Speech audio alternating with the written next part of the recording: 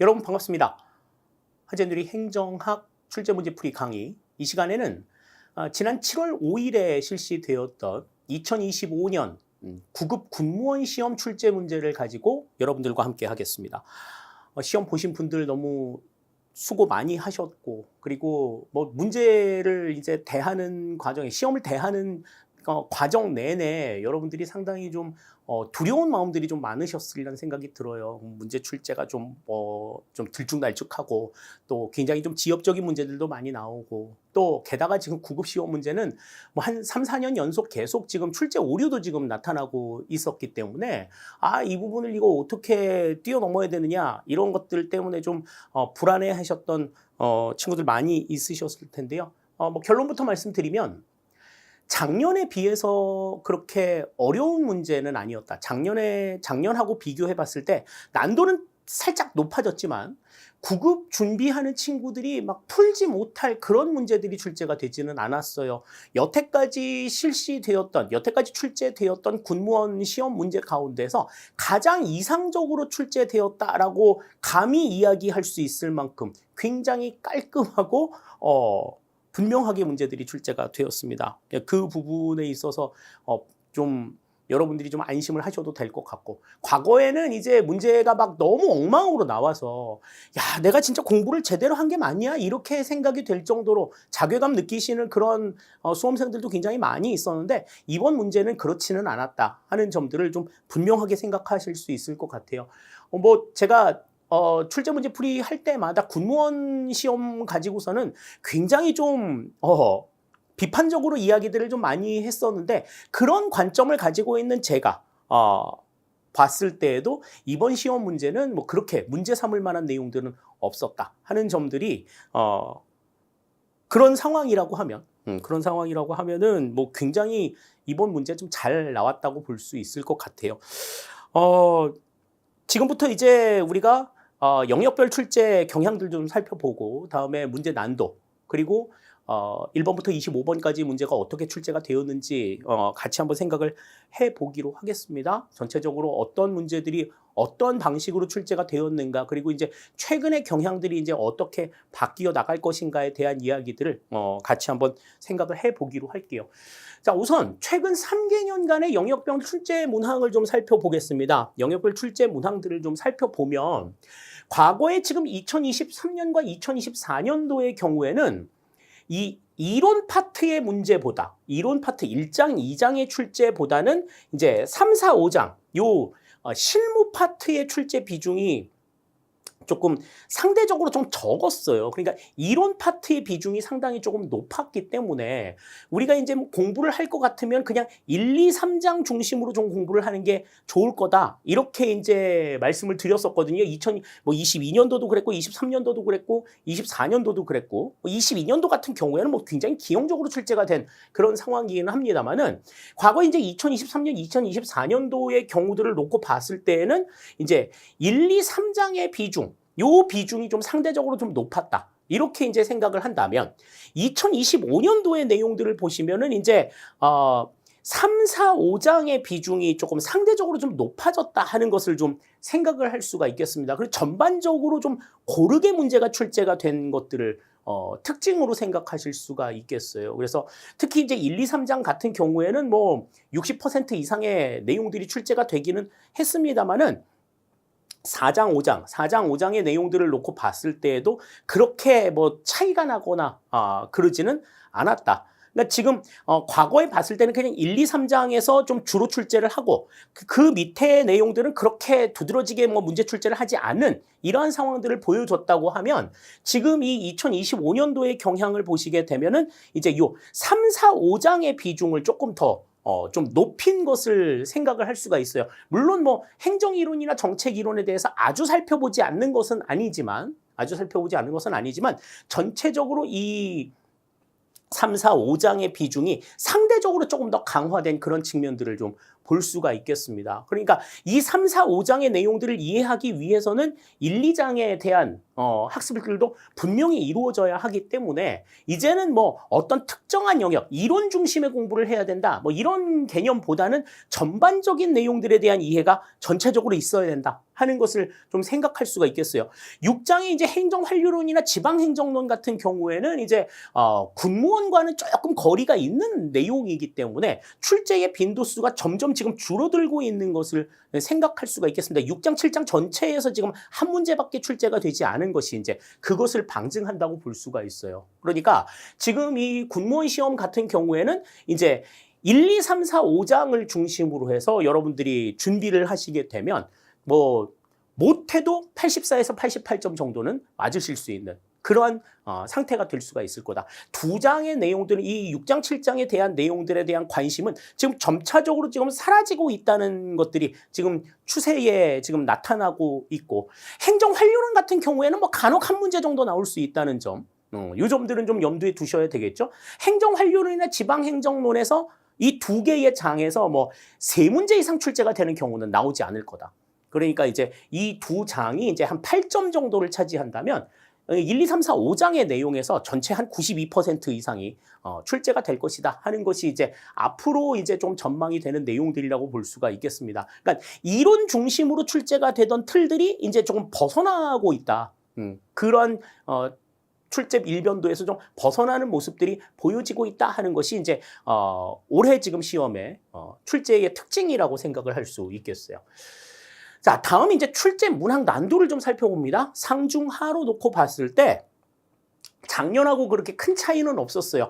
2번 문제 하나 정도 상급으로 살펴봤습니다. 이거는 그냥 어떤 이론에 대한 문제가 아니라 그냥 주관적인 한국의 행정 문화에 대해서 주관적으로 판단한 내용들을 이제 가지고서 답을 써야 되는 상황들이기 때문에 어떤 특정한 어떤 이론이라든지 어떤 지식의 내용에 근거해가지고 나온 그런 내용들이라고 보기는 어려웠었기 때문에 9급을 준비하는 친구들이 다소 조금 당황했을 법한 내용인 것 같고요. 나머지 내용들은 그렇게 문제가 될 만한 상황들은 아니다 하는 것을 우리가 생각할 수 있어요. 특히 이제 기본 이론을 통해 가지고 배워 나갔던 내용들이 그냥 바로바로 그냥 직관적으로 나올 수 있는 답들이 이제 7번 문제나 12번 문제에서 등장했다 하는 점들은 조금 여러분들에게는 좀 그냥 이 7번, 12번 문제는 그냥 여러분들한테 점수 주려고 그냥 내준 이런 문제라고 생각이 되고 나머지의 문제들은 이제 중급의 문제라고 생각을 할 수가 있는데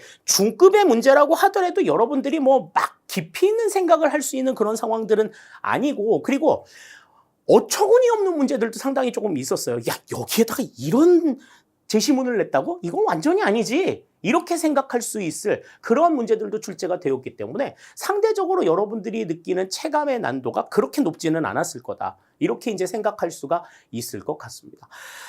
자, 시험 보신 분들 뭐 나름 이제 그 시험장에서 어떻게 페이스를 이제 유지했느냐에 따라서 점수는 좀 달라질 수 있었겠지만 이번 시험 같은 경우에는 그래도 이 정도를 봤다고 하면 못해도 뭐 한 84에서 88점 정도는 능히 맞아 주셔야 돼요. 90점이 넘어갈 수도 있습니다. 이런 문제가 나왔다고 하면. 그래서 한 88점에서 92점 정도의 점수를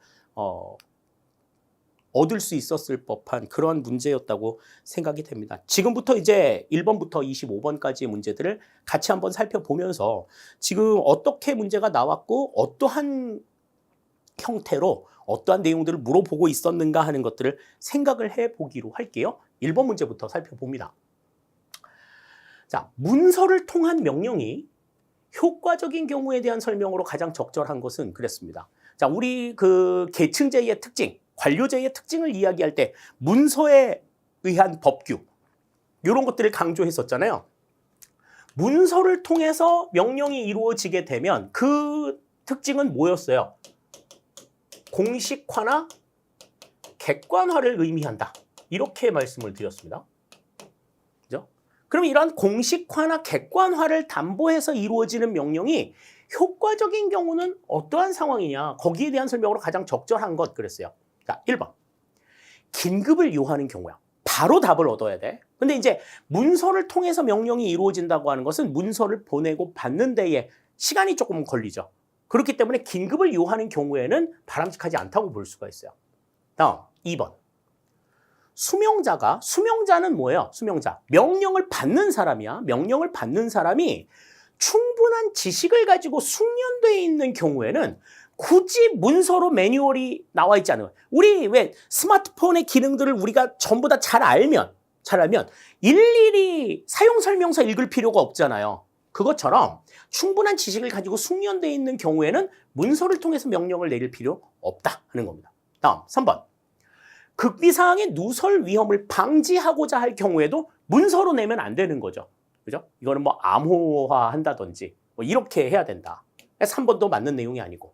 다음 4번. 명령 내용이 복잡하여 이해하기 어려운 경우. 이런 경우에는 요거는 요렇게 해야 돼 라고 문서화 시키는 것이 필요하다. 이렇게 볼 수가 있겠습니다. 그런 점들 생각하면 1번의 정답은 4번이 되는 것 우리가 생각을 할 수 있겠어요. 그러니까 문서를 통해서 이루어지는 명령, 그 문서 자체가 문서화를 하는 것이 무엇을 의미하는 거다라고 생각을 하면 이거는 우리가 그냥 직관적으로도 답을 낼 수 있는 그러한 문제가 아니었나 하는 생각이 듭니다. 1번의 정답 4번이 되겠어요. 다음 2번 보겠습니다. 난도 상이었어요. 그죠? 한국의 행정문화에 대한 설명으로 가장 적절한 것은 그랬습니다. 이거는 우리나라의 행정문화가 어떠하다라고 하는 것에 대한 이해가 조금 있어야 되기 때문에 사실 이런 문제들을 내려고 하면 이거 7급 정도는 됐어야 되지 않나 그런 생각도 조금 살짝 들기는 했는데 자, 행정문화, 그러니까 그 조직 문화를 이야기하면서 우리가 우리나라의 조직 문화를 가장 잘 투영할 수 있는 이론적인 근거가 되는 이론이 그 홉스테드의 그 조직 이론이라고 조직 문화 유형이라고 이야기를 했었죠. 그래서 홉스테드가 이제 얘기했었던 그 조직 문화의 뭐 요소, 권력 거리가 강하냐 약하냐, 개인주의냐 집산주의냐, 남성성이냐 여성성이냐, 뭐 이런 것들, 불확실성 회피의 경우가 회피 정도가 강하냐 약하냐, 그다음에 뭐 장기 권력이냐 단기 권력이냐 뭐 이런 것들에 따라 가지고 그것의 강약에 따라서 조직의 문화가 어떻게 구성이 된다 하는 것들을 이야기하면서 우리나라의 행정 문화가 어떤 성향을 가지고 있다라고 하는 것들은 그냥 터치만 해가지고 보여드린 적이 있었는데 자 1번. 일반 능력자주의. 일반 능력자주의는 뭐예요? 일반 행정가를 이야기하는 거지. 제너럴리스트를 주장하는 거야. 그러니까 우리나라 같은 경우에는 그냥 상황에 따라서 사람들을 그때그때 쓰는 모습들을 보여주고 있기 때문에 전문적으로 나 이 일만 할 건데요. 이렇게 주장하는 사람들은 잘 안 맞아. 상황에 따라 가지고 모든 일들을 두루두루 할 수 있는 일반 능력자를 원하지. 그러니까 전문성을 바탕으로 해가지고 전문적인 일들, 그 일만 하려고 하는 사람들은 우리나라의 행정문화에서는 좀 적합하지가 않다. 그러니까 전문성을 가지고 그 조직에 들어왔다고 하더라도 상황에 따라서 그 자기의 전문적인 업무 이외의 다른 업무들을 하게 되는 경우들도 있단 말이죠. 일반 능력자주의는 행정문화의 특징이라고 볼 수 있어. 우리나라 행정문화의 특징이라고 볼 수 있고. 다음 두 번째, 상대주의. 상대주의라고 하는 거는 이제 어디에서는 맞고 어디에서는 틀린 이러한 상황들이잖아요. 그런데 우리나라 행정문화는 그냥 동에서도 콩이면 서에서도 콩인 이 같은 상대주의가 아닌 절대주의를 강조하고 있다. 이게 이제 특징이에요. 2번은 지금 맞는 이야기가 아닌 겁니다. 다음 3번. 합리주의. 우리나라의 행정문화 합리적인 것 같지만 그렇지 않아요. 이거는 합리주의라고 하는 건 그냥 공식에 딱 돼가지고 맞다 틀리다가 딱 정해지는 상황인데 우리는 뭐 절대적으로 맞고 절대적으로 틀린 게 없어. 상황에 따라서 이럴 수도 있고 저럴 수도 있는 이러한 상황이란 말이죠. 그렇기 때문에 이 합리주의 같은 경우에는 맞는 내용들이 아니다. 조정과 타협을 강조한다는 점에서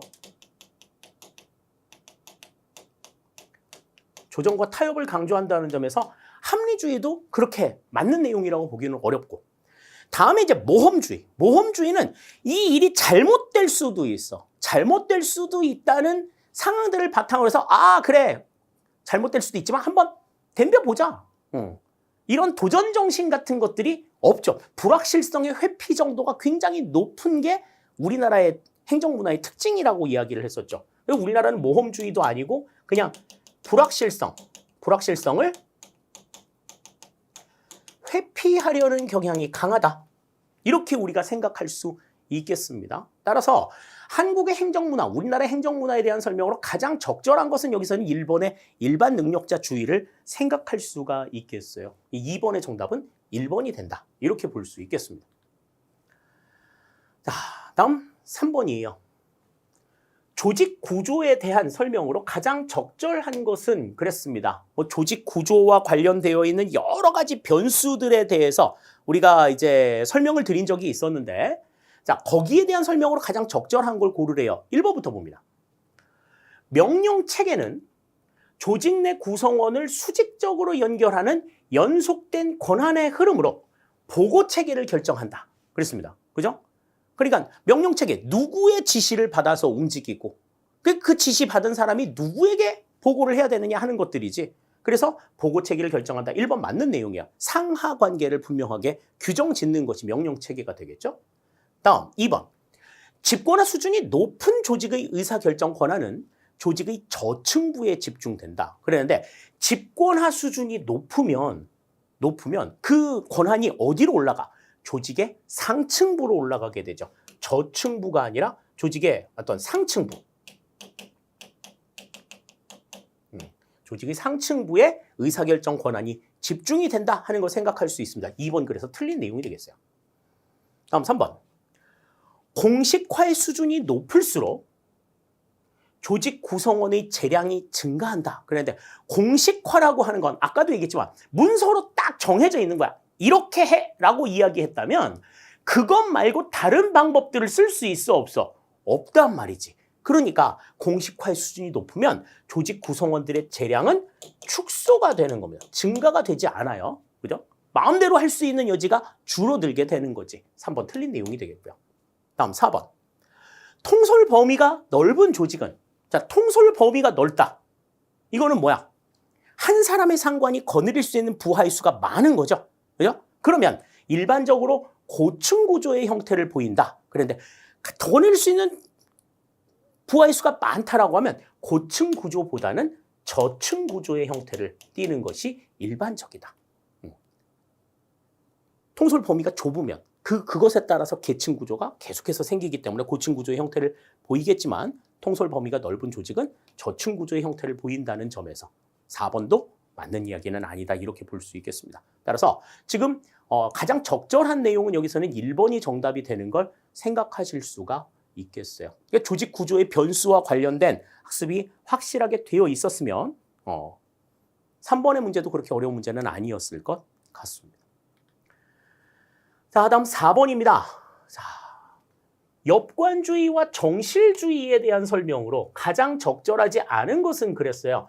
보통 엽관주의 같으면 이제 실적주의하고 묶어서 설명이 나올 수 있었는데 지금 이 문제는 정실주의하고 묶어가지고 나왔었단 말이지. 우리가 정실주의와 관련된 내용은 우리가 동형 모의고사를 풀면서 이제 그 정실주의에 대한 의견 얘기들을 엽관주의에 이제 붙여가지고 설명을 드린 적이 있었어요.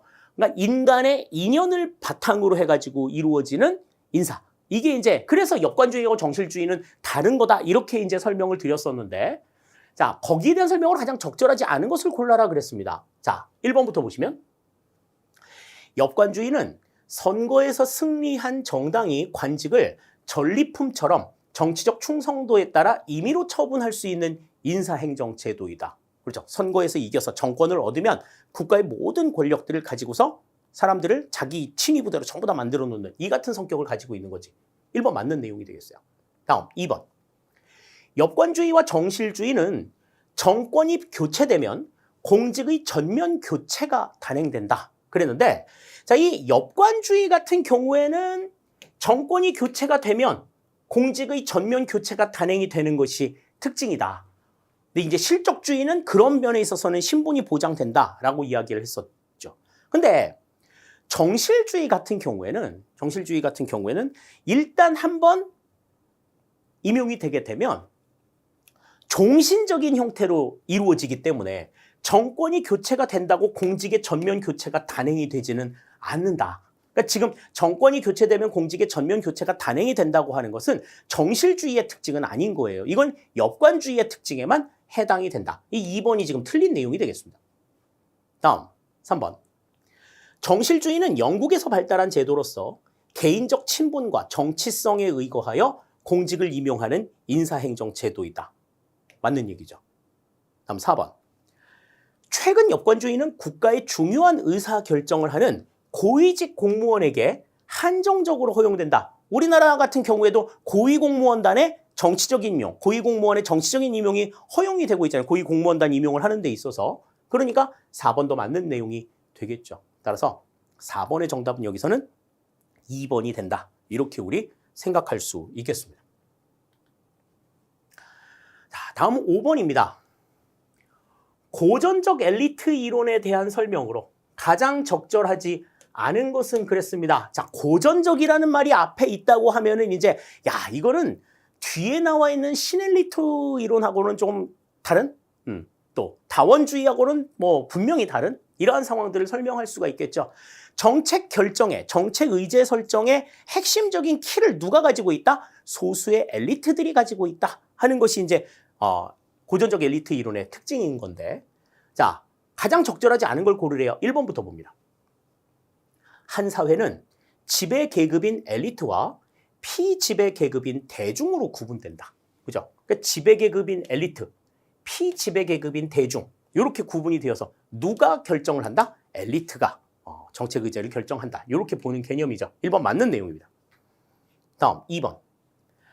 엘리트의 이익과 상충되는 요구를 적극적으로 좌절시키는 의도적 무결정 현상이 나타난다. 이 의도적 무결정 현상, 요걸 우리가 이걸 설명하는 내용이 뭐였어요? 이게 바로 무의사 결정론이었지. 자, 이 무의사 결정론은 뭐에 기인한 내용이었어요? 이거는 고전적 엘리트 이론이 아니라 신엘리트 이론에 대한 설명이잖아요. 다원주의가 이 고전적 엘리트 이론을 반박하면서 등장했을 때 그 다원주의를 다시 반박하기 위해서 등장한 신엘리트 이론에서 주장한 이론 중에 하나가 바로 무의사 결정론이다. 이렇게 이제 설명을 드릴 수 있겠습니다. 그러니까 2번은 지금 고전적 엘리트 이론에 대한 내용이 아닌 거지. 다음 3번. 엘리트는 자율적이고 다른 계층에 대해 책임을 지지 않는다. 그렇죠. 그러니까 소수 그들의 어떤 결정에만 집중하는 거죠. 다음 4번. 엘리트는 동질적이고 폐쇄적이다. 그렇습니다. 자, 따라서 지금 5번에서는 지금 2번의 내용이 신엘리트 이론에 대한 설명이 된다. 그런 점에서 5번의 정답은 2번이 된다. 이렇게 우리 생각하실 수 있겠어요. 자, 다음 6번 보겠습니다. 자, 거래적 리더십에 대한 설명으로 가장 적절한 것은 그랬습니다. 자, 이 거래적 리더십은 번스가 주장한 리더십 중에 하나였죠. 그러니까 번스가 주장한 변혁적 리더십과 이제 상대되는 개념으로 등장했던 리더십입니다. 그래서 부하의 충성과 그 부하에 대한 보상이 그냥 기브 앤 테이크처럼 이렇게 맞교환이 되는 형태의 리더십. 요걸 우리가 이제 거래적 리더십이라고 이야기를 했었는데, 그래서 이거는 변혁적 리더십에 상대되는 개념으로 우리가 알고 있었는데 이게 이제 주가 되어서 지금 문제가 지금 나왔어요. 자, 그러면 1번부터 볼게요. 부하에게 존중심을 바탕으로 창조적 사고의 여건을 마련함으로써 개인적 욕구를 뛰어넘어 조직을 위해 일할 수 있게끔 영감을 제공하는 것을 강조한다 그랬어요. 근데 지금 부하에게 존중심을 바탕으로 해서 개인적 욕구를 뛰어넘어서 조직을 위해 일할 수 있게끔 하는 이 같은 형태의 리더십을 우리는 뭐라고 얘기해? 이걸 우리가 변혁적 리더십이라고 이야기를 하죠. 그런데 이 변혁적 리더십을 이끌어 나가기 위해서 영감을 제공한다 그랬어. 영감을 제공한다라고 하는 것은 변혁적 리더십의 요소 가운데에서 영감적 동기부여를 이야기하고 있는 거예요. 뭐 영감적 리더십이라고도 설명했던 그 내용들이죠. 그러니까 1번은 지금 해당이 되질 않습니다. 다음 2번. 리더가 구성원을 위해 봉사하는 데에 초점을 맞춘 리더십이다. 봉사를 강조한 리더십이 나왔네. 섬김의 리더십이라고 이야기하는 서번트 리더십이 지금 2번의 내용의 설명이죠. 부하에게 봉사한다 하는 얘기가 나오면 이거는 서번트 리더십이 되는 거야. 다음 3번. 업무 수행 과정이 반복적이고 성과 수준이 측정이 가능할 때 효과적이다. 그렇죠. 얼마만큼의 명령 내용을 얼마만큼 이행했는지 거기에 상응하는 보상이 이루어지려고 하면 성과 측정이 가능할 때 효과적인 리더십이 거래적 리더십이라고 볼 수가 있어요. 자, 다음 4번. 리더의 특출한 성격과 능력에 의해 추종자들이 강한 헌신과 리더와의 일체화를 이끌어내는 리더십을 의미한다. 자, 요거는 우리 그 리더십 가운데서 카리스마적 리더십에 대한 설명이라고 볼 수 있죠. 자, 그렇기 때문에 지금 각각의 내용들이 이제 다른 리더십을 설명하고 있기 때문에 3번만 남아있는 걸 우리가 생각할 수가 있어요. 6번의 정답은 그래서 3번이 된다. 이렇게 볼 수 있겠습니다. 그러니까 거래적 리더십에 대한 내용들이 무엇인지 뭐 개념을 확실하게 못 잡았다 하더라도 1, 2, 4번의 내용들이 이제 강조가 되었던 것들을 우리가 생각을 한다면 정답이 3번이라는 걸 충분하게 알 수가 있었을 문제가 되겠어요. 6번의 정답 3번이 되겠습니다. 자, 다음 7번입니다. 뭐 보기까지 제시문까지 나왔는데 난도가 하예요. 자, 빈칸에 해당하는 개념으로 가장 적절한 것은 그랬습니다. 자, 보기 내용을 한번 볼까요? 자, 정부는 예산이 성립된 후에 발생한 사유로 인해 이미 성립된 예산에 변경을 가할 필요가 있을 때, 이미 성립된 예산에 변경을 가할 필요가 있을 때 이것을 편성 제출하여 국회의 심의 의결을 받아야 한다 그랬습니다. 그러니까 일단 예산이 성립이 되었으니까 이미 성립된 예산, 이거는 뭐예요? 이게 이제 본 예산이지. 이미 성립된 예산이니까. 그러니까 이건 1번은 답이 될 수가 없는 거야. 자, 이미 성립된 예산에 변경을 가할 필요가 있을 때 이것을 편성 제출해서 국회 심의 의결을 받아야 한다. 일반적으로 예기치 못한 사유가 발생해 예산의 변경이 필요한 경우 예비비로 충당하거나 이용 전용을 활용해야 하지만 이것으로 감당하기 어려운 재원은 이것의 편성 사유가 된다.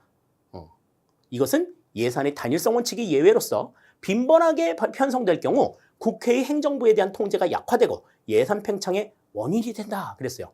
일단 예산이니까 이미 성립된 예산이라고 얘기했으니까 본 예산은 될 수가 없고 예산에 대한 얘기가 나왔으니까 기금은 일단은 아니죠. 될 수가 없지. 1, 2번은 아웃이야. 자, 추가 경정 예산과 수정 예산 둘 중에 답이 나와야 되는데 자, 수정 예산 같은 경우에는 예산이 성립되기 이전에 심의 과정에서 정부가 그들만의 사유로 인해서 기존에 제출이 된 예산안을 물리고 새로운 예산안을 냈을 때 그것을 우리가 수정 예산안이라고 이야기를 하는 것이고 추가 경정 예산이라고 하는 것이 이제 이미 성립된 예산에 변경을 가할 필요가 있을 때 편성 제출이 되는 예산이다. 따라서 7번의 정답은 3번이 되는 걸 알 수가 있어요. 그러니까 지금 이거는 편성 시기에 따라서 예산을 구분을 분명하게 해뒀다고 하면 이거는 뭐 틀리고 싶어도 틀릴 수 있는 문제가 아니다. 이렇게 이제 우리가 볼 수가 있겠습니다. 7번의 정답은 추가 경정 예산에 대한 내용이다. 3번이 정답이 되겠어요. 자, 다음 8번입니다. 베버의 관료제 이론에 대한 비판으로 가장 적절하지 않은 것은 그랬습니다. 비판이야, 비판. 특징이 아니라 이것 때문에 욕을 먹었어 이 얘기죠. 관료제가. 자, 그게 아닌 게 뭐냐는 거죠. 1번. 조직의 비공식적 측면의 존재를 무시하였다. 그러니까 이 관료제 같은 경우에는 계층제를 중심으로 해서 이루어지기 때문에 공식 조직만을 강조했단 말이지. 그러니까 비공식적인 측면의 존재를 무시했다는 것은 관료제 이론에 대한 비판이 됩니다. 맞는 이야기예요. 다음 2번. 발전론의 관점에서는 분업이나 협업 체계보다는 지배 복종 관계로 보아야 한다. 그랬는데 자, 관료제의 원칙적인 내용은 그냥 상하 간의 지배 복종 관계야. 그런데 발전론의 관점에서는 이게 조금 달라집니다. 발전론은 국가의 발전을 이루어야 하잖아요. 그러니까 국가의 발전을 위해서 움직이려고 하면 그냥 정형적인 지배 복종 관계만 가지고서는 안 된다고 보는 거지. 그렇기 때문에 그 정형적인 지배 복종 관계를 좀 벗어나서 발전을 위한 좀 적극적인 움직임들이 있어야 한다라는 것을 강조해요. 그래서 분업이나 협업의 가능성들을 훨씬 더 강조를 많이 합니다. 그러니까 지배 복종 관계로 보는 게 아니라 분업이나 협업의 체계로 인식을 하는 거지 앞뒤가 바뀌어 있어야 맞는 이야기가 되는 거예요. 2번 틀린 내용이고. 다음 3번. 환경과의 관계를 무시한 폐쇄의 이론이다. 그렇죠. 외부 요소들을 고려의 대상으로 넣지 않았다고 하는 점. 이 점이 이제 관료제에 대한 비판이고. 다음, 합법성보다 효과성 또는 한목적성이 더 중요한 경우도 있다. 그렇죠. 그러니까 다시 말해서 이건 거꾸로 얘기하면 뭐야? 효과성이나 한목적성에 맞다고 하면 법은 아무런 문제가 안 된다는 거지. 법을 뭐 어기거나 뭐 예외적인 사항들 너무나 많이 두는 거죠. 이런 것들이 이제 욕을 조금 많이 먹는 거야. 그래서 4번도 여기서는 맞는 내용이 된다. 따라서 8번에서는 지금 2번이 지금 틀린 내용이 되는 걸 우리가 생각할 수가 있겠습니다. 관료제에 대한 특징들, 또 거기에 대한 문제점들 분명하게 좀 정리하셨으면 되는데, 발전론의 관점에서 이걸 어떻게 생각했을까? 뭐 이게 조금 난해하게 좀 생각이 됐을 수도 있지만 1번, 3번, 4번이 확실하게 지금 아니라는 점들을 생각한다면 2번을 답으로 고르는 데는 어려움이 없었을 것 같아요. 자, 그래서 8번의 정답은 2번이 되겠습니다. 자, 다음 9번입니다. 행정에 대한 설명으로 가장 적절하지 않은 것은 그랬습니다. 뭐 출제에 오류가 없었다고는 합니다만은 이게 논란거리가 될 수 있을 만한 내용이에요. 왜냐하면 그냥 뭐 과거의 행정인지 오늘날의 행정인지 시점을 정해놓지 않고 그냥 무턱대고 그냥 행정이라고만 얘기를 했기 때문에 이게 좀 여러분들이 생각하기에 따라서 답이 좀 두 개가 나올 수도 있는 그런 문제이기는 했어요. 그런데 가장 적절하지 않은 걸 고르라고 얘기했잖아요. 이게 이제 하나의 치트키가 되지 않았나 하는 생각이 듭니다. 자, 1번부터 볼게요. 규범적으로 행정은 공공문제 해결을 통해 공익을 지향한다. 이 공익을 지향하는 게 행정의 목적이 되잖아요. 1번은 맞는 내용이에요. 다음 2번. 행정은 공공 서비스의 생산, 공급, 분배와 관련된 모든 활동을 의미한다. 그러니까 행정 자체는 공공 서비스의 생산, 공급, 분배와 관련된 모든 활동, 이게 전부 다 행정이라고 보는 거지. 과거에는 그랬어. 과거에는 그랬는데 요즘에는 어때요? 생산이나 공급과 관련된 부분들은 민간의 참여들도 허용이 되고 있잖아요. 그죠? 그렇기 때문에 민간의 참여를 허용하고 있는 내용들인데, 자, 공공 서비스의 생산, 공급, 분배와 관련된 모든 활동을 일단 행정으로 잡는다. 근데 요즘에는 이제 생산과 공급에 대한 내용들은 민간의 참여가 허용이 되고 있다 하는 점들을 생각해 두셔야 되겠죠. 3번의 내용들이 이제 여기서 이제 문제가 되는 거야. 행정은 정치 권력을 배경으로 공공 서비스의 생산과 공급을 독점한다. 그런데 요즘은 독점을 안 해. 요즘에는 민간의 참여가 허용이 되고 있단 말이죠.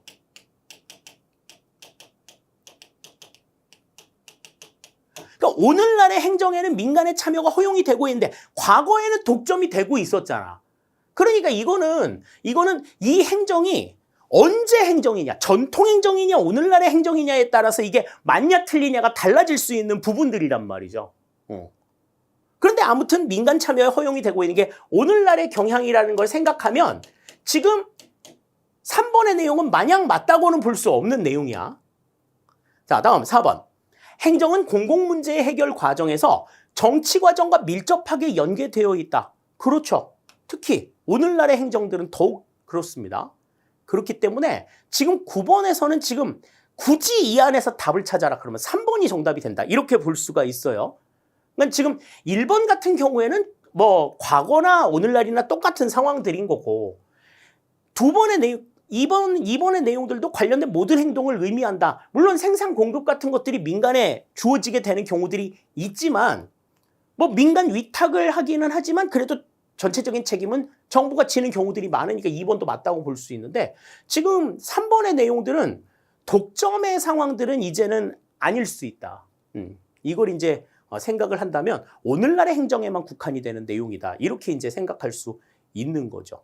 그래서 3번은 지금 이게 전통 행정이냐 오늘날의 행정이냐에 따라서 이거는 맞다 틀리다가 좀 달라질 수 있는 부분이기는 한데, 가장 적절하지 않은 내용, 오늘날에는 민간 참여가 허용이 되기 때문에 3번이 여기서는 적절하지 않다고 볼 수 있을 것 같습니다.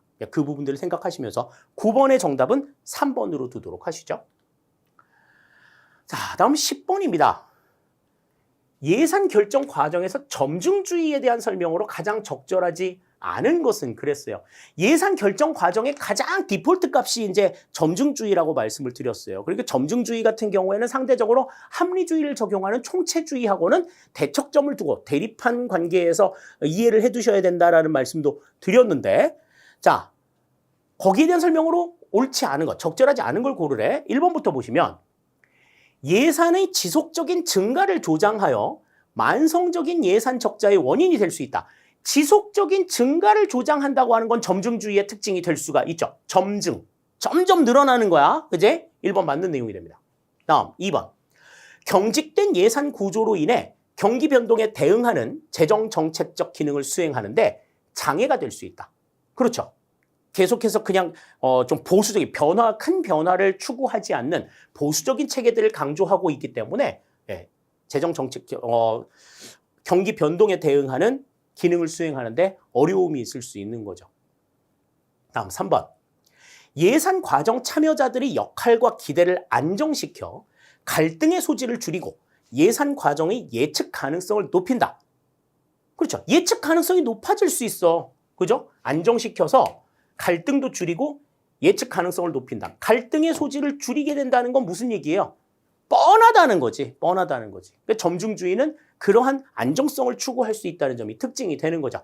1, 2, 3번이 다 지금 점중주의에 대한 설명으로서는 맞는 내용이 됩니다. 그러니까 4번이 정답이 되는데 4번의 내용 보세요. 자, 합리주의적 의사결정의 대표적인 형태로서 예산 결정에 대한 수용성을 높일 수 있다. 자, 점중주의에 나오는데 합리적인 의사결정의 대표적인 형태라는 얘기가 왜 나와? 이거는 총체주의 예산에 대한 설명이 되는 거죠. 합리성을 바탕으로 한 총체주의 예산에 대한 설명이 된다. 그리고 일단 점중주의 그러면 이제 합리주의하고는 대척이 된 내용이다라는 걸 생각하면 4번이 바로 답이 될 수가 있다. 이걸 우리가 생각할 수 있는 겁니다. 10번의 정답은 그래서 4번이 된다. 이렇게 볼 수 있겠어요. 자, 다음 11번입니다. 행태론적 접근 방법에 대한 설명으로 가장 적절하지 않은 것은 그랬습니다. 행태론적인 접근 방법, 행정의 접근 방법 가운데에서 가장 시험에 많이 나오는 부분 중에 하나였어요. 자, 1번부터 보죠. 사회 현상을 관찰 가능한 객관적 대상으로 보며 인간의 주관이나 의식을 배제한다. 그렇죠. 관찰 가능한 객관적인 대상이다, 현상이. 그걸 통해서 뭘 볼 수 있는 거야? 행정의 내용들도 관찰 가능한 상황으로 인식한 게 행태론적 접근 방법의 내용인 거죠. 1번 맞는 내용이 됩니다. 다음 2번. 명백한 자극과 반응으로 볼 수 있는 행위 또는 행동 외에 의견 개성 등도 행태에 포함시키고 있다. 인간들의 태도, 의견, 개성 이렇게 눈에 보이지 않는 상황들, 그러한 행동을 유발시키는 하나의 기제가 되는 것들도 행태에 포함을 시키고 있다. 2번도 맞는 내용이에요. 다음 3번. 사회과학은 모두 행태에 관심을 갖고 있어 통합된다고 본다. 모든 인간의 행태에 대한 연구들이 다 이루어지는 거지. 사회학도 그렇고 심리학도 그렇고 경제학도 그렇고 다음에 행정학도 마찬가지. 그래서 통합이 된다고 보는 걸 행태론적 접근 방법의 특징이 됩니다. 자, 그러면 4번이 틀린 내용인데 집단의 고유한 특성을 인정하는 방법론적 개체주의의 입장을 취한다. 그랬는데 행태론적 접근 방법은 조직 내 구성원들, 조직 내 개인의 행태에 관심을 가지고 있죠. 그러니까 방법론적 개체주의인 건 맞는데 이건 집단의 고유한 특성을 인정하는 상황은 아니란 말이지. 집단의 고유한 특성을 인정하는 것은 방법론적 전체주의에 해당이 되는 거고 행태론적 접근 방법은 조직 내 개인의 행동, 조직 내 개인의 행태에 관심을 두고 있는 상황이기 때문에 방법론적 개체주의는 맞는 내용이 되는 거야. 근데 지금 집단의 고유한 특성을 인정한다 하는 것이 방법론적 전체주의의 입장이기 때문에 4번이 여기서는 지금 틀린 내용이 된다. 이렇게 볼 수 있겠습니다. 11번의 정답은 그래서 4번이 되는 것 알 수가 있겠어요. 자, 다음 12번입니다.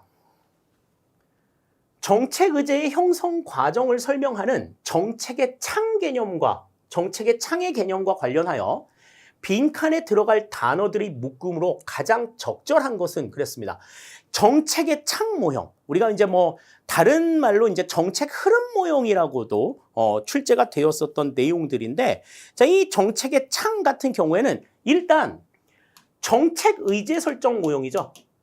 정책 의제를 설정하는 과정에서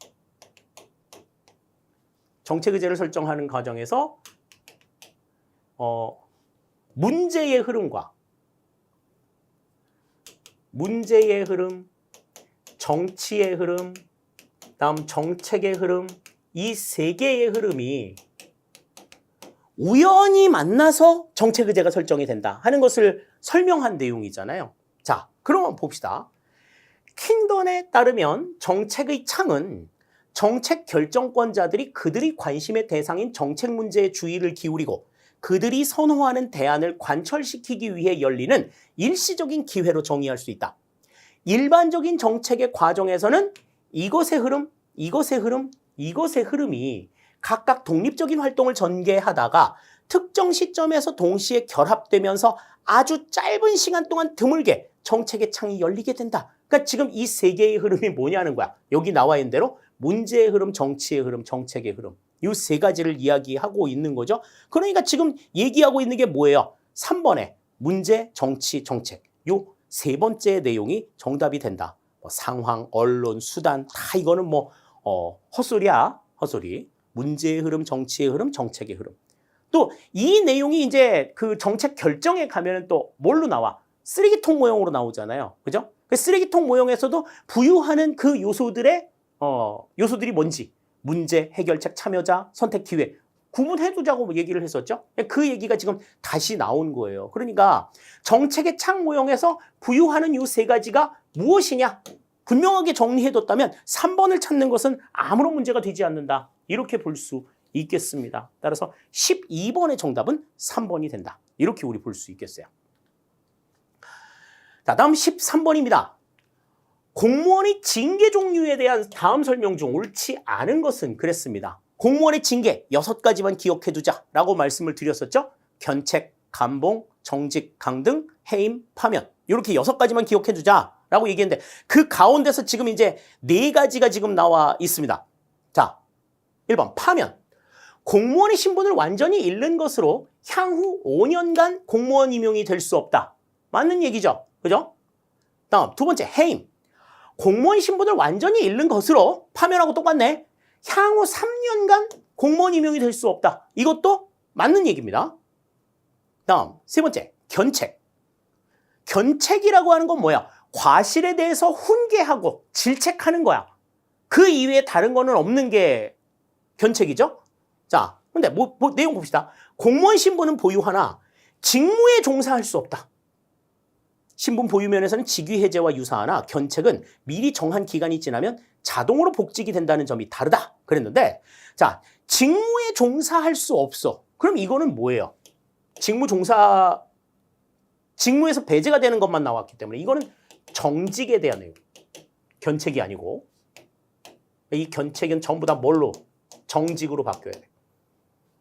그 직위 해제 같은 경우에는 복직을 할 때 그 직위 해제 사유가 소멸이 되었다 하는 것을 인정받고서 복직이 이루어지는 건데 정직 같은 경우에는 그냥 그 정직 기간이 끝나면 최대 3개월의 기간이 지나면 자동으로 복직이 이루어진다고 하는 점이 다르다 하는 거죠. 3번 지금 틀린 내용이 되겠습니다. 다음 4번. 감봉, 보수의 불이익을 받는 것으로 감봉 기간 동안 보수액의 3분의 1이 감해진다. 3분의 1을 감액한다라고 설명을 드렸죠? 맞는 이야기가 되겠습니다. 따라서 13번에서는 여기서는 3번이 지금 틀린 내용이 된다. 각각의 징계의 내용이 어떻게 다른가 하는 것들도 생각을 해 두셔야 되겠어요. 자, 다음 14번입니다. 정치행정 이원론에 대한 설명으로 가장 적절하지 않은 것은 그랬습니다. 너무나도 많이 봤었던 내용들 중에 하나잖아요. 정치행정 이론론, 이원론 가장 이제 행정학을 배우면서 기본적으로 봤었던 내용들인데 자, 1번부터 봅니다. 굿노와 윌슨에 의해 발전되고 체계화되었다. 정치행정 이원론의 뭐 대표적인 학자 윌슨, 뭐 굿노, 화이트, 윌로비, 귤릭 뭐 이런 사람들이 이제 정치행정 이원론의 대표적인 학자라고 이야기했었잖아요. 1번 맞는 내용이 됩니다. 다음 2번. 행정의 효율성을 제고하고 나아가 행정인이 전문성을 갖출 수 있도록 목표를 설정하였다. 효율성 제고, 전문성을 갖출 수 있도록 한다. 여기 이 효율성이라고 하는 개념이 이제 능률성과 같은 개념이라고 우리가 이 행정학 시험에서 능률성과 효율성을 구분하지 않는 경우가 많다라고 얘기했는데 우리가 배울 때 이제 이 능률성에 대한 내용이 나와 있는 거죠. 2번 맞는 내용이 되겠습니다. 다음 3번. 엽관주의를 극복하는 데 기여하였지만 행정과 정치의 역할을 지나치게 엄격하게 분리함으로써 실적주의에 대한 논의와 확립을 더디게 하는 결과를 낳았다. 그랬는데 자, 엽관주의를 극복하게 되는데 가장 크게 기여한 것이 실적주의의 도입이잖아요. 그죠? 자, 행정과 정치 역할을 엄격하게 분리해서 사실 실적주의에 대한 논의나 확립을 더욱더 가속화시킨 거지. 더디게 한 것이 아니라 확립을 더디게 하지 않고 좀 가속화하는 이 같은 결과를 낳아서 어떻게 된 거야? 그래옴으로 인해서 엽관주의를 극복하는 데 기여했다. 이렇게 봐야 맞는 이야기가 되는 거죠. 행정과 정치 역할을 분리해가지고 실적주의에 대한 논의나 확립이 더디게 되지는 않았다. 3번이 그래서 틀린 내용이 되겠고 다음 4번. 정치가 선거 활동이자 의회에 의한 입법 활동으로서 정부 활동에 대한 폭넓은 계획을 수립하는 것이라면 행정이란 정치 부문에서 결정한 내용을 구체적으로 집행하는 것이라고 보았다. 그렇죠. 정치와 행정은 완전히 다른 부분. 정치는 결정이고 그리고 행정은 집행이다. 구분한 내용이 정치행정 이원론에 대한 내용이 된다. 이렇게 볼 수 있는 거죠. 따라서 14번의 정답은 3번이 되는 걸 우리가 생각할 수 있습니다. 얘가 방향을 조금 잃었는데 14번의 정답은 3번이 된다. 이렇게 생각을 해두시죠. 자, 다음 15번입니다. 예산 불성립 시 예산 집행 방법 및 예산 종류에 대한 설명으로 가장 적절하지 않은 것은 그랬어요. 그럼 예산 불성립 시의 예산 그러면은 이제 뭐가 있어? 준예산, 가예산, 잠정예산 세 가지가 있다. 우리가 채택하고 있는 것은 준예산이고 가예산은 예전에 쓴 적이 있었고 그죠?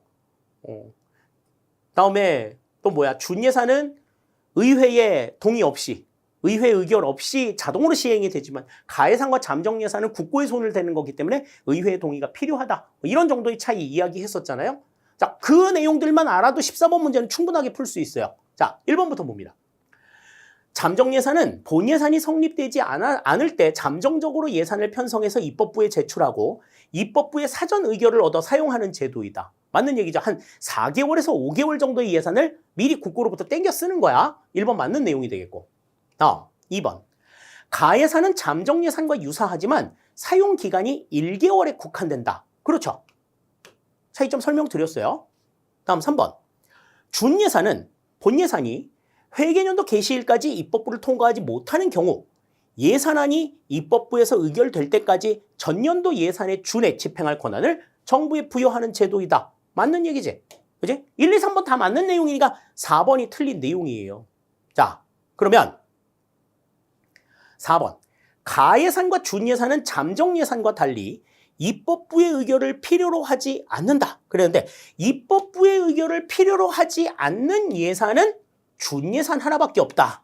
아까도 설명을 드렸어. 가예산은 해당이 안 되는 거죠. 그러니까 준예산은 가예산, 잠정예산과 달리 입법부의 의결을 필요로 하지 않는다. 이렇게 봐야 맞는 이야기가 되는 겁니다. 4번 틀린 내용이 되겠어요. 그래서 15번의 정답은 4번이 된다. 이렇게 우리 볼 수 있겠습니다. 자, 다음 16번 볼게요. 민간 위탁 방식에 대한 설명으로 가장 적절하지 않은 것은 그랬습니다. 뭐 민간 위탁 방식 여러 가지가 있었는데 각각 뭐 계약, 면허, 프랜차이징, 뭐 보조금 뭐 여러 가지 이야기들이 있었는데 거기에 대한 설명으로 가장 적절하지 않은 것을 고르래요. 자, 1번부터 봅니다. 조세 유인 방식 역시 민간 위탁 방식에 해당한다. 민간 위탁 방식을 설명하면서 맨 마지막에 줬던 게 조세 유인이었어. 그죠? 꼬시는 거야. 그래서 공공 서비스 공급에 참여할 수 있도록 하는 이 같은 방식이라고 말씀을 드렸죠. 1번 맞는 내용입니다. 다음 2번. 면허 방식은 특정 민간 조직에게 일정 구역 내에서 공공 서비스를 제공하는 권리를 인정하는 방식이다. 라이센스를 주는 거라고 얘기했죠. 그래서 원래는 민간이 공공 서비스를 제공을 못하는 건데 일정한 기준을 갖춘 공공기관은 아니 민간 기업은 공공 서비스를 제공할 수 있도록 권한을 부여해 주는 거다. 2번 맞는 내용이죠. 다음 3번. 보조금 방식은 민간 조직 또는 개인의 공공 서비스 제공 활동에 대하여 재정 또는 현물로 지원하는 방식이다. 그렇죠. 돈만 주는 게 아니야. 물건도 제공해 준다고 얘기를 했었죠. 3번 맞는 내용. 자, 그럼 4번이 지금 틀린 내용이라는 건데 자조 활동이란 서비스 생산과 관련된 직접적 보수를 받지 않는 봉사자들이 생산을 담당하는 것이다. 그러니까 직접적 보수를 받지 않는 봉사자들이 생산을 담당하는 방식은 자조 활동이 아니라 뭐예요? 이거는 자원봉사에 대한 내용이지. 자조 활동은 뭐예요? 서비스를 공급하는 사람과 서비스의 수혜를 받는 사람이 같은 집단에 같은 조직에 소속이 되어 있는 이 같은 상황이야.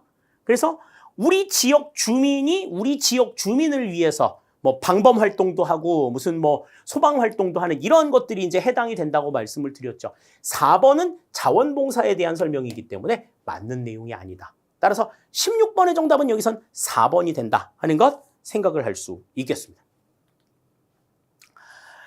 자, 다음 17번 보죠.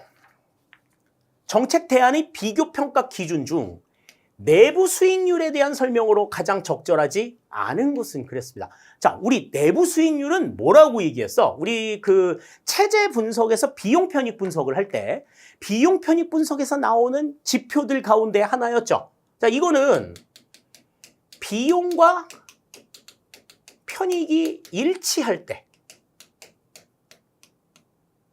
적용된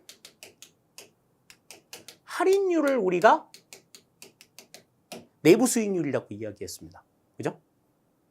그래서 이거는 이제 그 비용과 편익이 크기와 상관이 없다. 크기와 상관이 없이 일치만 하면 된다. 뭐 그런 이야기들도 했었는데. 자, 1번부터 보죠. 여러 가지 정책 대안들을 비교할 때 내부 수익률이 낮은 대안일수록 좋은 대안이다. 그랬는데, 자, 내부 수익률이 낮다는 거는 이제 무슨 얘기야? 감가가 떨어지는 정도가 작다는 거죠. 그런데 내부 수익률이 낮은 대안들은 그래 장기적인 사업을 하는 데는 유리한 건 사실이야. 장기적으로 장기 사업을 하는데 유리하기는 한데 좋은 대안이라고 보기는 어려워요. 좋은 대안일 수도 있지만 꼭 그런 건 아니야. 대안일수록 좋은 대안이라고 보기는 어렵다.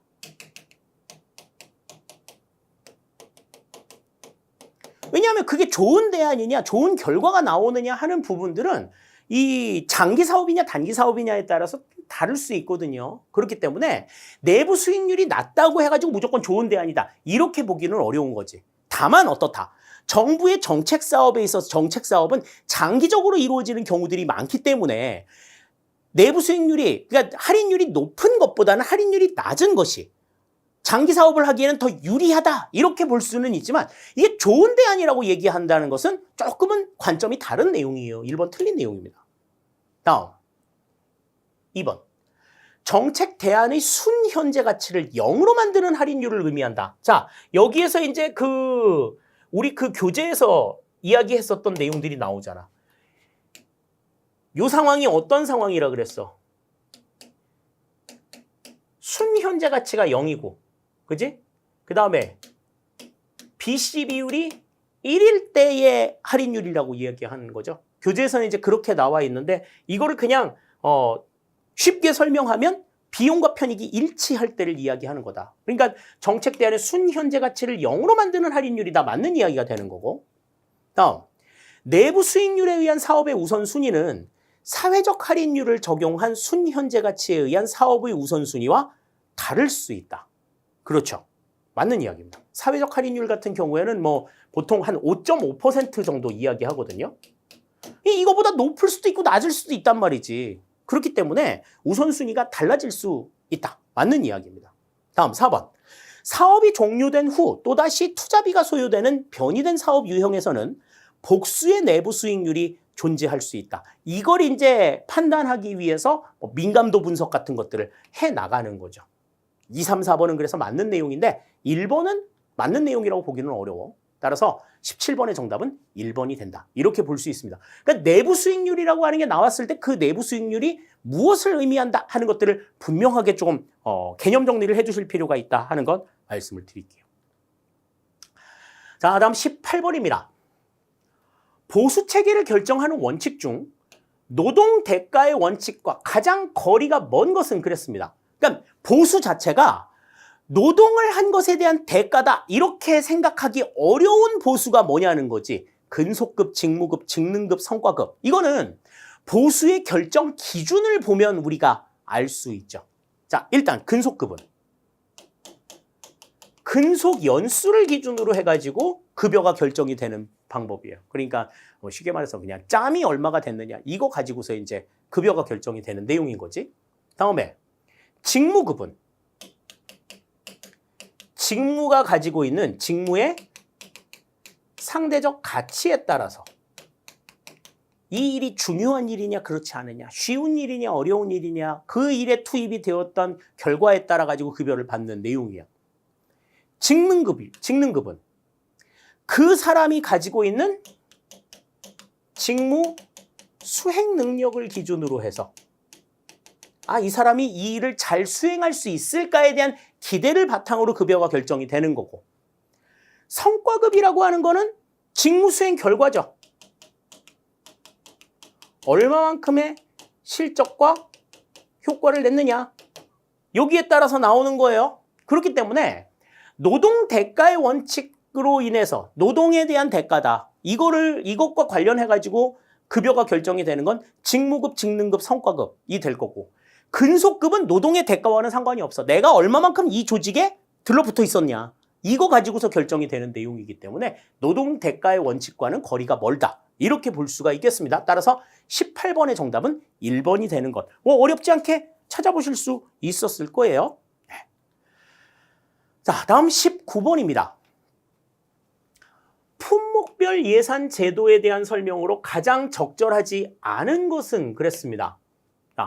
품목별 예산 제도 뭐 잘 아시죠? 그죠? 지출의 성질과 내용을 품목으로 담아가지고 운영이 되는 통제지향의 예산이다라고 말씀을 드렸어요. 자, 1번부터 봅니다. 관료의 재량에 따라 해당 품목의 예산 남용이 심해질 수 있으며 의회의 예산 심의가 용이하지 않다는 단점이 있다. 그랬는데, 자, 품목별 예산 제도는 아까도 말씀을 드렸지만 통제지향이기 때문에, 통제지향 예산이기 때문에 재량이 축소가 돼. 그러니까 관료의 재량에 따라서 예산 남용이 심해질 수 없어. 예산 남용이 발생이 될 가능성이 그만큼 줄어든 거야. 정해진 곳에 정해진 내용만 써. 이게 품목별 예산제도의 의미이기 때문에. 그렇기 때문에 예산 남용 같은 것들을 방지할 수가 있죠. 오히려 예산 남용을 방지할 수가 있고, 의회의 예산 심의가 용이합니다. 쉽다. 그래서 정치인들이 상당히 선호하는 예산이다.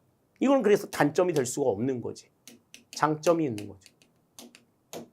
1번이 바로 틀린 내용이 됩니다. 다음 2번. 각 부처의 입장에서 볼 때 예산 확보를 위해 예산 항목에만 관심을 기울이기 때문에 정책 및 사업의 우선순위를 소홀히 할 수 있다. 예산 항목에만 관심을 기울인다. 맞는 내용이 되죠. 다음 3번. 지출 대상별로 세부적으로 분류되어 있기 때문에 급여와 재화 및 서비스의 구매에 효과적이다. 그렇죠. 다음, 지출 대상별로 분류되기 때문에 정부가 무엇을 구매하는지는 밝혀지지만 왜 구매하는지는 밝혀지지 않는다. 어떤 목적이냐? 이건 아닌 거야. 그냥 그 일을 하는 거에서만 관심이 있는 거예요. 투입에만 관심이 있다. 따라서 2, 3, 4번은 다 맞는 내용이지만 1번이 지금 여기서는 틀린 내용이 되는 것 생각을 할 수가 있겠어요. 19번의 정답은 1번이 되겠습니다. 자, 다음 20번입니다.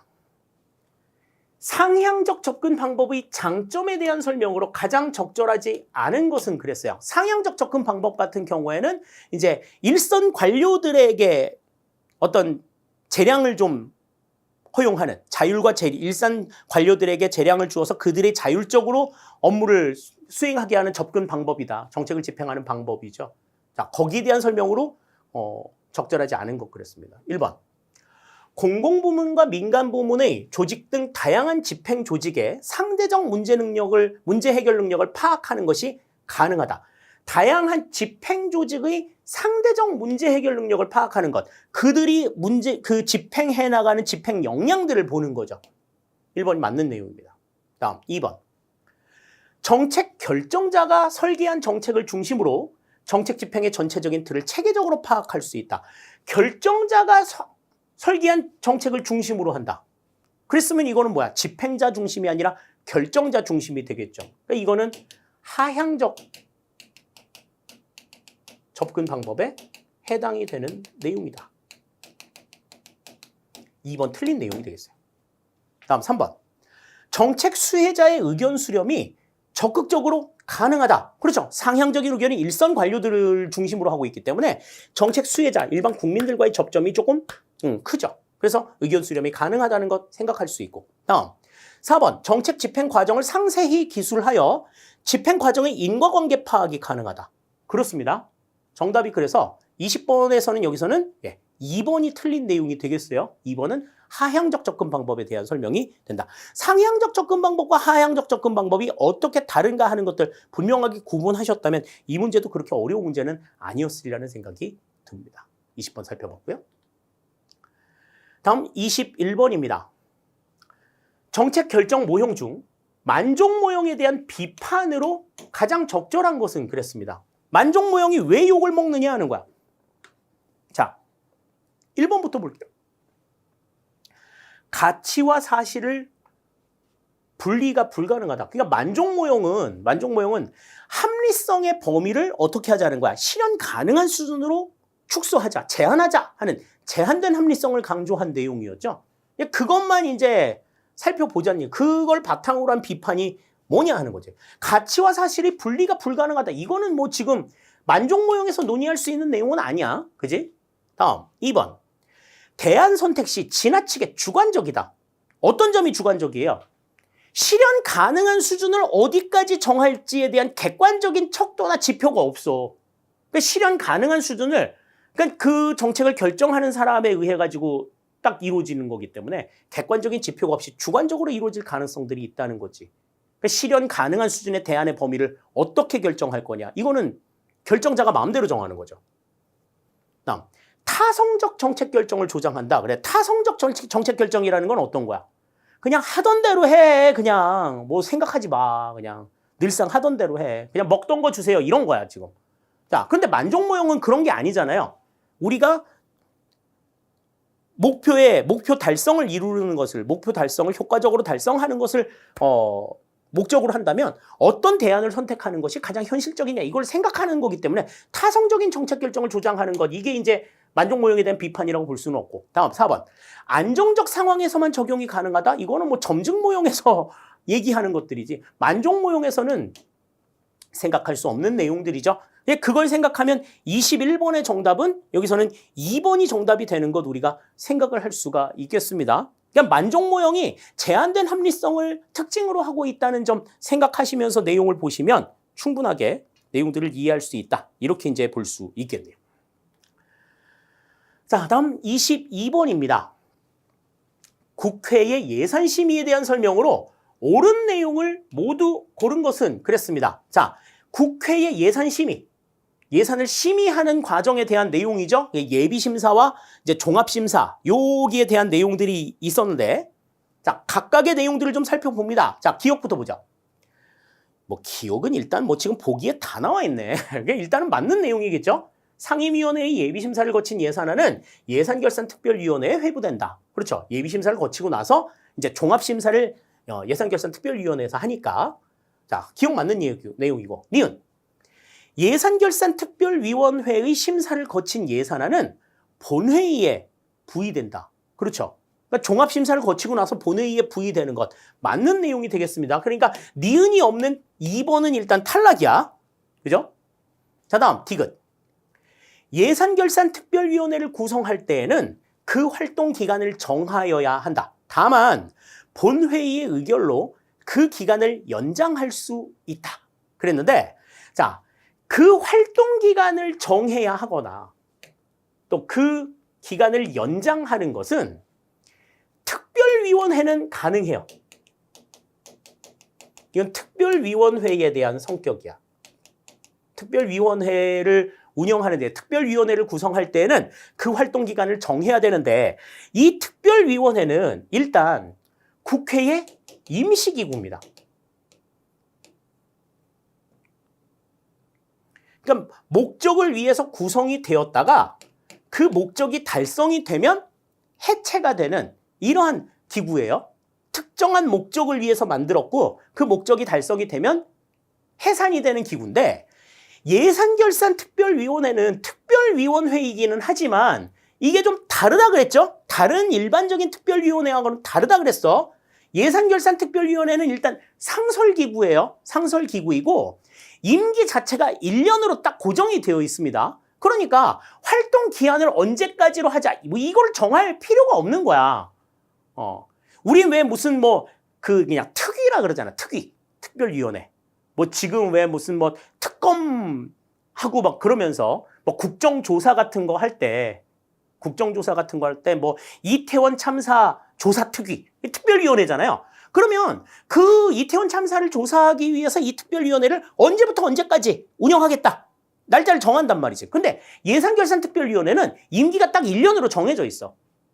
거기에 대한 예외로 별도의 규정들을 적용을 하는 거죠. 따라서 지금 그 활동 기간을 정하거나 그 기간을 연장하는 것은 예산결산특별위원회가 아닌 다른 특별위원회예요. 그러니까 디귿은 해당이 되지를 않습니다. 그러니까 디귿 들어가 있는 거 빼셔야 되겠지. 그러면 정답이 이제 1번이 되든지 4번이 되든지 이제 둘 중에 하나란 말이죠. 자, 리를 봅니다. 예산결산특별위원회는 소관상임위원회의 동의 하에 새 비목을 설치할 수 있다. 그러니까 새 비목을 설치를 하려고 하면 종합심사를 하면서 새로운 항목을 만들려고 하면 이미 예비심사를 했던 상임위원회의 동의를 받아야 돼요. 리를 맞는 내용이 되겠습니다. 따라서 옳은 내용은 여기서는 디귿 하나만 빼고 전부 다 맞는 내용이 된다. 따라서 22번의 정답은 4번이 된다. 이렇게 우리 생각하실 수 있겠어요. 자, 다음 23번입니다. 다음 설명에 해당하는 개념은 그랬어요. 자, 보기 내용 볼게요. 이 개념은 소수 간부에 대한 권력 집중과 지위 강화 욕구를 설명하며 미헬스가 명명하였다. 이 개념에 따르면 정치적 권력 관계가 강조되는 공공부문에 있어 조직의 최고 관리자는 조직의 본래 목표를 달성하기보다는 자신의 임기를 연장하고 권력을 유지 강화하기 위한 목표를 더 강조하는 경향이 있다. 그랬어요. 최고 관리자가 이러한 경향을 보인다 하는 것을 강조한 내용이 뭐냐 하는 거예요. 자, 1번부터 봅니다. 더러운 손의 딜레마. 어디서 많이 봤죠? 그죠? 네. 올해 국가공무원 시험에서 등장한 내용이에요. 이 더러운 손의 딜레마라고 하는 것은 옳은 일을 하기 위해서 범죄를 행하는 거야. 그러니까 예를 들어서 마약 집단을 소탕하기 위해서 마약 밀매에 가담한다든지 이런 것들이 이제 더러운 손의 딜레마인 거죠. 그러니까 공익을 실현하기 위해서 범죄를 저지르는 이러한 행위를 설명한 내용이 더러운 손의 딜레마에 대한 내용입니다. 그 내용은 아니지. 1번 해당이 안 되고. 다음 2번. 과두제의 철칙. 과두라고 하는 게 뭐야? 우두머리야, 우두머리. 우두머리가 조직을 움직이는 데 있어서 맨 처음에 피라미드 구조에서 아래쪽에 있을 때에는 조직의 목표에 되게 관심을 가지고 조직의 본래 목표를 달성하기 위해서 노력을 하지만 꼭대기에 올라가게 되면 이제 어떻게 돼? 누구든지 누구든 어떠한 조직이든지 꼭대기에만 올라가게 되면 이 자리를 유지하려고만 하지 전체의 목표는 외면한다. 그러니까 노동조합 같은 경우에 그런 경우들이 있다는 거잖아요. 원래 조합원일 때는 막 으쌰으쌰 하는데 내가 노조 간부가 됐어, 위원장이 됐어, 위에 올라가게 되면 자신의 이익을 위해서 전체 본래의 목적을 외면하는 그러한 모습들이 나타나게 된다. 이걸 이제 강조한 게 과두제의 철칙이잖아요. 그러니까 조직의 최고 관리자가 자신의 임기를 연장하고 권력을 유지 강화하기 위한 목표를 강조하는 것. 이걸 설명한 내용이 과두제의 철칙입니다. 2번이 그래서 가까운 내용이 되겠고, 철의 삼각이라고 하는 건 뭐예요? 우리 정책 의제 설정 모형 가운데에서 하위 정부 모형이라고 이야기했지. 의회와 관료와 그다음 이익 집단, 이들이 서로 강력한 네트워크를 형성해가지고 정책 의제를 설정해 나가는 이 같은 상황들을 설명한 거고, 베버주의 같은 경우에는 이제 말 그대로 관료제를 이야기하는 거죠. 그렇기 때문에 지금 여기에서는 과두제의 철칙을 설명한 내용이다. 23번의 정답은 2번이 되는 걸 우리가 알 수 있겠습니다. 그러니까 보기의 내용들을 쭉 보고 나서 지금 요 4개의 내용들을 설명할 때, 4개의 내용들을 봤을 때 과두제의 철칙 말고는 다른 답을 찾기 어려운 것이 요 23번 문제예요. 지금 이번에 지금 나왔을 때 제시문이 나온 문제들이 지금 한 서너 문제 정도 되는데, 그 문제들 가운데서 지금 어려운 문제가 별로 없습니다. 네. 막 이렇게 고민하게 만드는 그런 문제들이 없어요. 답이 그냥 탁탁탁탁 나오는 내용입니다. 23번도 마찬가지예요. 자, 24번도 마찬가지일 것 같은데요. 자, 존 롤스가 주장한 정의의 원리에 대한 설명 중 적절한 내용을 모두 고른 것은 그랬습니다. 자, 존 롤스의 정의론을 보시면 뭐 제1원리와 제2원리가 있다 그랬지. 자, 제1원리는 뭐였어요? 모든 기본적 자유의 모든 사람들은 다른 사람의 자유를 침해하지 않는 범위 내에서 기본적 자유를 최대한 누릴 수 있어야 된다. 기본적 자유를 최대한 향유해야 된다라고 하는 원칙이 이제 제1원리고, 다음 2원리는 이제 뭐예요? 우리가 차등의 원리라고 이야기를 하지. 그래서 이거는 이제 모든 사람들의 기회가 균등하게 주어져야 된다라고 하는 기회 균등의 원리와 함께 사회적으로 그렇게 기회 균등이 이루어졌음에도 불구하고 가장 불우한, 가장 혜택을 덜 받는 사람들에게 우선적으로 기회를 주어서 조정을 이룰 수 있어야 된다 하는 것이 이 롤스가 주장한 내용이란 말이죠. 자, 그러면 기억부터 봅시다. 사회적 강자가 자신의 이익을 위해 사회적 약자의 자유를 침해하는 것을 허용하지 않는다. 이거는 뭐야? 이 원리 가운데서 기회균등의 원리에 대한 내용이죠. 모든 사람들의 스타트 라인은 똑같아야 한다 하는 거야. 기억은 맞는 내용이 되는 겁니다. 다음, 니은. 사회적 경제적 불평등이 존재하더라도 그로 인해 최소 수혜자에게 이득이 된다면 이러한 불평등은 용인될 수 있다. 이거는 이제 뭐에 대한 얘기예요? 차등 조정의 원리에 대한 내용이지. 그러니까 니은도 맞는 내용이에요. 그러니까 지금 기억 없고 니은 없는 거는 탈락이야. 자, 디귿이 들어가는지 봅시다. 개인의 자유는 평등하게 모두에게 보장되어야 한다라고 하는 것은 제1원리에 대한 내용이다. 지금 요거는 이제 제2원리에 대한 내용인 거고, 따라서 디귿도 맞는 내용인 거예요. 자, 롤스의 정의론과 관련된 내용에 있어서는 지금 기억, 니은, 디귿 모두가 다 맞는 내용이 된다. 각자가 어디에 해당이 되는가 하는 것들은 좀 구분을 해두시면 좋을 것 같네요. 24번의 정답은 그래서 4번이 되겠습니다. 자, 다음 25번입니다. 특별 지방행정기관에 대한 설명으로 가장 적절하지 않은 것은 그랬습니다. 와우. 자, 지방행정론 문제 가운데서 유일하게 나와 있는 문제입니다. 자, 적절하지 않은 걸 고르래요.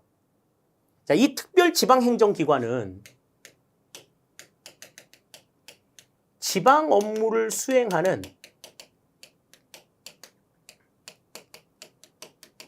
중앙행정기관이라고 얘기했죠. 중앙정부기관이기 때문에 중앙정부가 시키는 일만 해야 돼. 시키는 일만 해야 돼. 국가 사무를 담당하고 있는 거죠. 자, 거기에 대한 설명은 적절하지 않은 걸 고르래요. 1번부터 보시면 관할 지역 주민들이 직접적인 통제와 참여가 용이하기 때문에 책임행정을 실현할 수 있다. 그랬는데 자, 이거는 지방자치단체에 대한 내용이지. 특별지방행정기관은 관할 지역 주민들이 직접적인 통제와 참여가 곤란합니다. 할 수가 없어. 그 책임 행정을 실현한다라고 하는 거는 뭐 중앙정부의 책임 아래에서 책임 행정을 할 수는 있겠지만 주민들의 직접적인 통제나 참여는 이루어지기가 어렵다. 이렇게 볼 수 있는 거죠. 1번이 바로 틀린 내용이 되겠고요. 다음 2번. 국가의 사무를 집행하기 위해 중앙정부에서 설치한 일선 행정기관으로 자치권을 가지고 있지 않다. 맞는 얘기지. 독립된 법인격을 가지고 없기 때문에 자치권을 행사할 수가 없다. 2번 맞는 내용이고. 다음 3번.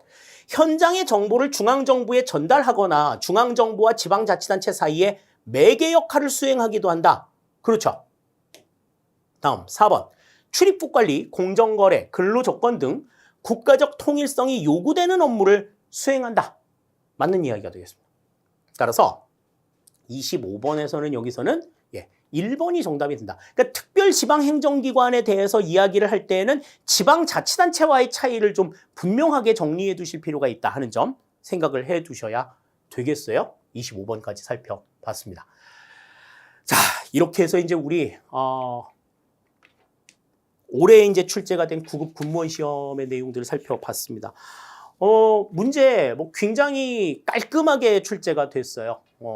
그리고 어떤 부분에서 어떤 걸 물어보고자 했는가 하는 것들도 좀 분명하게 제시가 되어 있는 내용들입니다.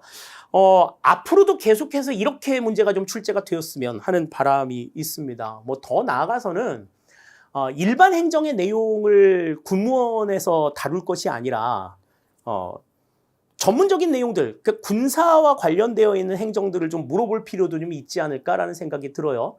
특정직 공무원을 뽑는 시험들 여러 가지가 있습니다. 경찰 공무원도 뽑고 소방 공무원들도 뽑고 교육 공무원들도 뽑는데 이들은 전부 다 그들의 영역에 해당이 되는 행정을 가지고 시험을 본단 말이지. 근데 군무원은 군사 행정에 대한 내용을 가지고서 시험을 보지 않습니다. 일반적인 내용을 가지고 시험을 보고 있기 때문에 다소 조금 이 시험의 타당성이 좀 떨어지는 부분들이 있어 보여요. 이거는 앞으로 좀 조정이 되어야 되지 않을까라는 생각을 갖습니다. 아무튼 여러분들 뭐 시험을 보시는 데 있어서 고생 많이 하셨고, 그리고 지금 배운 내용들, 지금 이 시험에서 언급이 된 내용들이 이제 현장에서 어떻게 적용이 될 것인가에 대해서도 살짝 고민을 해보시는 시간이 되실 수 있기를 바랄게요. 자, 지금까지 이제 2025년 9급 군무원 시험 출제 문제를 가지고 여러분들을 만났습니다. 여러분들 뭐 많은 도움이 되셨기를 바라고 앞으로 공부를 하는 데 있어서 어떤 측면으로 공부를 해야 될 것인가에 대한 방향 여러분들이 스스로 세우는데 도움이 되셨기를 바랍니다. 해설 마칩니다. 감사합니다.